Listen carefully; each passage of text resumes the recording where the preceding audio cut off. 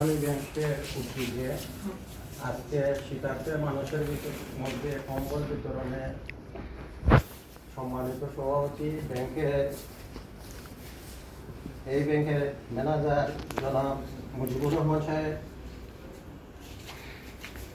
এবং প্রধান অতিথি SMS গৌসুদ্দিন সিদ্দিকী সাহেব, সিনিয়র অ্যাসিস্ট্যান্ট ভাইস প্রেসিডেন্ট ও ক্লাস্টার হেড সিলেট অঞ্চল, এবং আমাদের গোবিন্দগঞ্জ ব্যবসায়ী সমিতির সম্মানিত সভাপতি ও বাংলাদেশ মানবাধিকার ফাউন্ডেশন সিলেট জেলার সভাপতি বড় ভাই আশরাফুর রহমান চৌধুরী, আমাদের এলাকার কবির মুরব্বী জনাব সাহেব সাহেব, এবং সাংবাদিক বন্ধু, গণ মিডিয়া বন্ধু এবং উপস্থিত আগত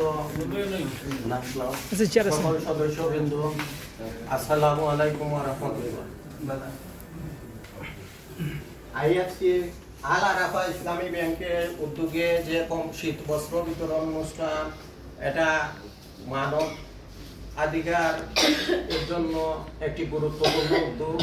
কারণ শীতের সময় অনেক মানুষ শীত বস্ত্র কিনতে পারে না, কিন্তু আল আরাফা ইসলামী ব্যাংক যে উদ্যোগ গ্রহণ করেছেন, এই উদ্যোগকে আমরা স্বাগতবাদ জানাচ্ছি এবং ওনাদের এই কার্যক্রম যাতে ব্যাপক হারে এবং সুন্দরভাবে আরো এই অঞ্চলের প্রতিটি ঘরে ঘরে যাতে দরিদ্র মানুষের মাঝে কম্বলগুলো বিতরণ করা হয়। এবং আমার ইব্রাহিম আলী ভাই বলেছেন যে আমাদের পার্শ্ববর্তী এতিমখানাগুলোতে যাতে কম্বলগুলা দেওয়ার জন্য, আমি আর এই নামগুলো রেকর্ড করতেছি না, যাতে এতিমখানাগুলোতে কম্বল বিতরণ করা হয়।